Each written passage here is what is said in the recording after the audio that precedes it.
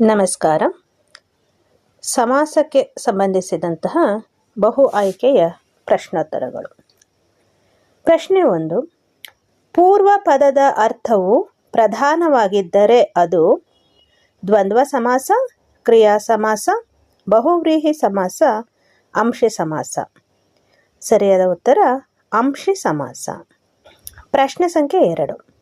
ಬೇರೊಂದು ಪದದ ಅರ್ಥ ಪ್ರಧಾನವಾಗಿದ್ದರೆ ಅದು ದ್ವಂದ್ವ ಸಮಾಸ, ಕ್ರಿಯಾ ಸಮಾಸ, ಬಹುವ್ರೀಹಿ ಸಮಾಸ, ಅಂಶಿ ಸಮಾಸ. ಸರಿಯಾದ ಉತ್ತರ ಬಹುವ್ರೀಹಿ ಸಮಾಸ. ಪ್ರಶ್ನೆ 3. ನವರಾತ್ರಿ ಪದವು ಈ ಸಮಾಸಕ್ಕೆ ಉದಾಹರಣೆಯಾಗಿದೆ. ತತ್ಪುರುಷ ಸಮಾಸ, ದ್ವಿಗು ಸಮಾಸ, ಅಂಶಿ ಸಮಾಸ, ಗಮಕ ಸಮಾಸ. ಸರಿ ಉತ್ತರ ದ್ವಿಗು ಸಮಾಸ. ಪ್ರಶ್ನೆ 4. ಉತ್ತರ ಪದದ ಅರ್ಥ ಪ್ರಧಾನವಾಗಿದ್ದರೆ ಅದು ತತ್ಪುರುಷ ಸಮಾಸ, ಕರ್ಮಧಾರಯ ಸಮಾಸ, ಅಂಶಿ ಸಮಾಸ, ಕ್ರಿಯಾ ಸಮಾಸ. ಸರಿ ಉತ್ತರ ತತ್ಪುರುಷ ಸಮಾಸ.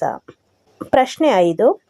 ಪೂರ್ವ ಪದ ಸಂಖ್ಯಾವಾಚಕವಾಗಿದ್ದರೆ ಅದು ದ್ವಂದ್ವ ಸಮಾಸ, ದ್ವಿಗು ಸಮಾಸ, ಗಮಕ ಸಮಾಸ, ಬಹುವ್ರೀಹಿ ಸಮಾಸ. ಸರಿ ಉತ್ತರ ದ್ವಿಗು ಸಮಾಸ. ಪ್ರಶ್ನೆ 6. ಅಂಗೈ ಪದವು ಈ ಸಮಾಸಕ್ಕೆ ಉದಾಹರಣೆಯಾಗಿದೆ. ತತ್ಪುರುಷ ಸಮಾಸ, ಕ್ರಿಯಾ ಸಮಾಸ, ಅಂಶಿ ಸಮಾಸ, ಗಮಕ ಸಮಾಸ. ಸರಿ ಉತ್ತರ ಅಂಶಿ ಸಮಾಸ. ಕೈಯ ಪ್ಲಸ್ ಅಡಿ ಅಂಗೈ. ಪ್ರಶ್ನೆ 7. ಸಮಾಸ ಪದವನ್ನು ಬಿಡಿಸಿ ಬರೆಯುವುದಕ್ಕೆ ಹೀಗೆನ್ನುವರು. ಸಮಾಸ, ಸಮಸ್ತ ಪದ, ವಿಗ್ರಹ ವಾಕ್ಯ, ಸಂಧಿ.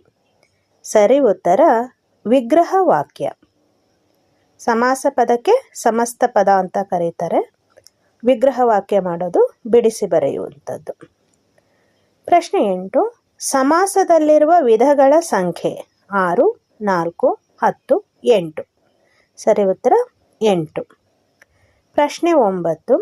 ಹೆಮ್ಮರ ಪದವನ್ನು ಬಿಡಿಸಿ ಬರೆದಾಗ ಹಿರಿದಾದ ಪ್ಲಸ್ ಮರ, ಹಿರಿಯರ ಪ್ಲಸ್ ಮರ, ಹಿರಿಯ ಪ್ಲಸ್ ಮಾರಿ, ಮರ ಪ್ಲಸ್ ಹಿರಿದು.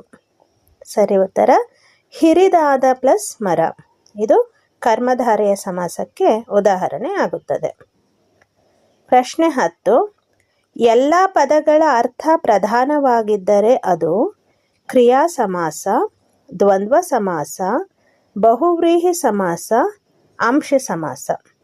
ಸರಿ ಉತ್ತರ ದ್ವಂದ್ವ ಸಮಾಸ. 2 ಅಥವಾ 2ಕ್ಕಿಂತ ಹೆಚ್ಚಿನ ನಾಮಪದಗಳು ಸೇರಿ ಸಮಾಸವಾಗುತ್ತವೆ. ಇಲ್ಲಿ ಎಲ್ಲ ಪದಗಳ ಅರ್ಥವು ಪ್ರಧಾನವಾಗಿರುತ್ತದೆ. ರಾಮನು ಲಕ್ಷ್ಮಣನು, ರಾಮ ಲಕ್ಷ್ಮಣರು. ಗಿಡವು ಮರವು ಬಳ್ಳಿಯು, ಗಿಡ ಮರ ಬಳ್ಳಿಗಳು.